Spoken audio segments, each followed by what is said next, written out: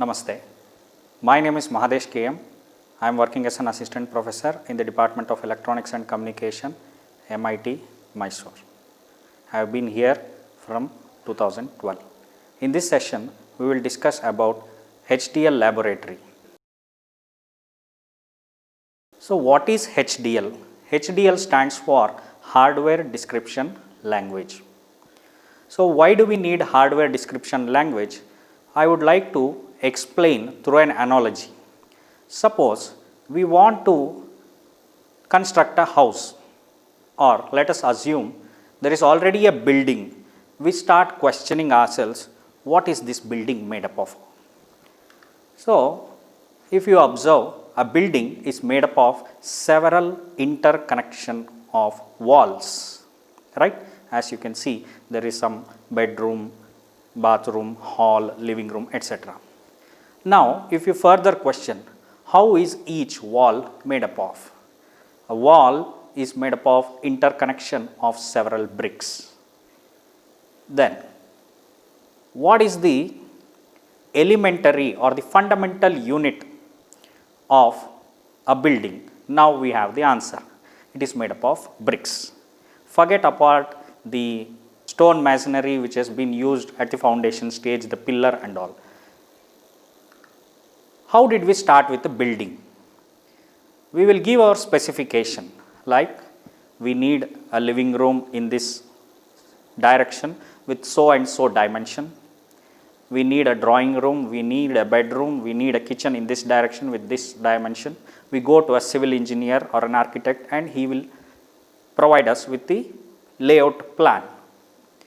Now, let us ask a question. Is it possible to find a machine? That machine, if we feed the layout of our building, then on its own that machine starts constructing and comes up with this building. If I just feed the plan to a robot or a machine which has artificial intelligence, it should go through all these processes on its own and it should finish up or end up with this design, with a building.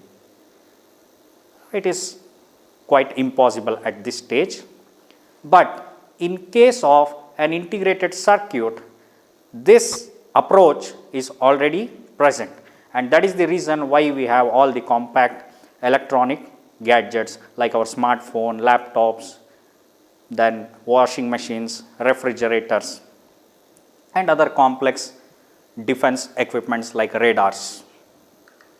Now, let us try to ask a similar question in the field of electronics. We have this processor, or simply we can call it as an integrated circuit chip. What is this integrated circuit chip made up of? So, it is made up of several functional units. So, we are all used to the answer, what is a computer made up of? We will say a computer is made up of ALU, a control unit, a memory unit. So, all these are called functional blocks. So, we will design, we need so and so registers, we need this kind of arithmetic logic processing unit, we need the bus interface unit. All these functional blocks, they are interconnected to form this integrated circuit. Next, what is the functional unit of this block?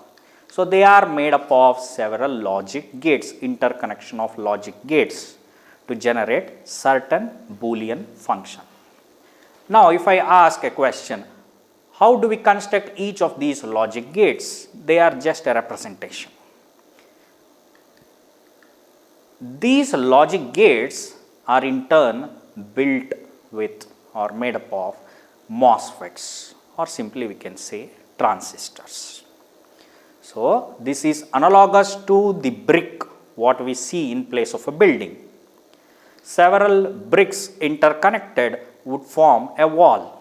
Several interconnected walls, they form a building. Just like that, several interconnection of transistor will result in a logic circuit. Many logic circuit, they will form a functional block. These functional block interconnected will result in an integrated circuit. Now, if I design, if I plan a functional block like this in hardware description language, for example, Verilog, what we are discussing in this laboratory, and generate a net list of a particular logic circuit or even a complex functional block and feed that to a robot, it is possible that robot will produce us this finished integrated circuit. In civil engineering, it is not possible for a robot, if you give it a design, that robot would complete a building. Whereas here in electronics, in fabrication industry, we have robots which can produce this complete working integrated circuit if we provide the net list of our logic design or functional block using a hardware description language. That is the reason why we need to study hardware description language as one of our subject. So, there are different styles of informing that robot about a logic circuit. We have a behavioral description. This is one of the style in which we can make the robot, we can specify our logic design to a robot.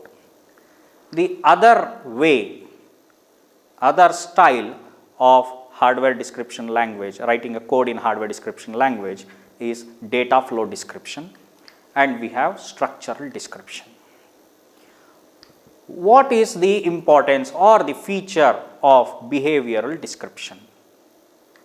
When we have a truth table, so we know all computer understands is zeros and ones, the language of zeros and ones, which is known as the binary language. So, once we have a truth table, it is possible for me to simply say if input is 0, then make the output as 0, 0, 0, 1. If the input is 1, make the output as 0, 0, 1, 0. If the input is 2, make it as 0, 0, 0, 1, 0, 0. Else if input is 3, then make it as 1 followed by 3 zeros. If the input is other than 0, 1, 2, 3, then do not care, the output can be independent. So, if you specify this much, then the algorithms present inside the hardware description language tool, the CAD tool which we are using in our laboratory, is the Xilinx Vivado. That tool is capable of transforming this logical statement into a circuit, a logical circuit, and we can further simulate and test the behavior of that logical circuit and then convert it into a net list, and we can send it to the fabrication industry. So, this is an example of a hardware description code written in Verilog for a 2:4 line decoder in behavioral description. Behavioral description is simply the transformation of the truth table into a hardware description language statement. Moving on to the data flow description. When do we prefer writing a digital circuit using a data flow description? Now, if we know the equation of a decoder, what is the relation between the output of the decoder and the inputs of the decoder, it is possible for us to transform that logical equation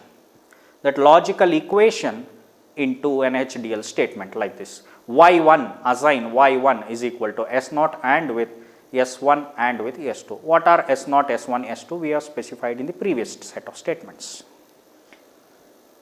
Hence, this description where we know the logical equation, the Boolean equation of a digital circuit, it is simply transformed into a HDL statement. This HDL statement, when compiled in the Xilinx-Vivado, we will get the net list representing the behavior or the function of a 2:4 line decoder. There is one more set of description known as structural description. When do we prefer writing a code, a HDL code in structural description? You have the complete logic circuit for a 2:4 line decoder. In such case, the interconnection between different gates can be transformed into HDL statements.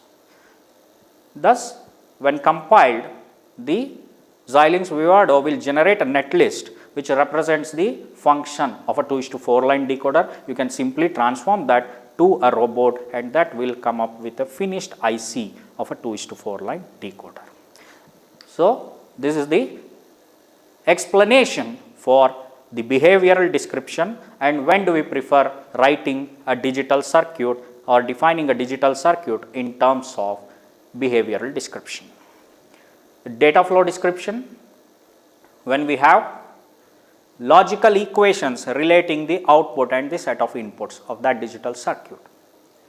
Structural description, when we have a logical circuit, the interconnection between various gates, flip-flops. In such case, we go for describing the digital circuit using structural description.